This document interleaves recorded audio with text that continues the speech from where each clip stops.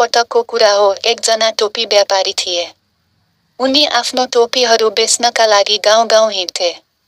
घाममा धेरै हिँडेर उनी थाकेका थिए। हिँड्दा हिँड्दै उनी एउटा ठूलो रुखको छहारीमा पुगे। त्यहाँ चिसो थियो।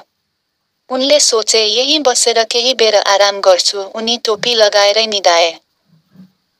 त्यो रुखमा धेरै बाँदरहरू बस्थे। बाँदरहरू मानिसको नक्कल गर्न मन पराउँथे। व्यापारीले आफ्नो टोपी लगाएको र छेउमा टोपीको टोकरी राखेको उनीहरूले देखे। बाँदरहरू बिस्तारै रुखबाट तल झरे। उनीहरूले व्यापारीको टोकरीबाट सबै टोपी निकाले। अनि सबै बाँदरहरूले टाउकोमा टोपी लगाएर फेरि रुखमा चढे।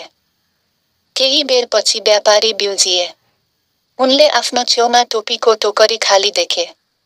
उनी छक्क परे र चिन्तित भए। मेरो टोपीहरू कहाँ गए, उनले सोचे। उनले माथि रुखतिर हेरे। रुखमा भएका सबै बाँदरहरूले रातो टोपी लगाएका थिए। उनीहरू रुखमा बसेर व्यापारीलाई हेरिरहेका थिए।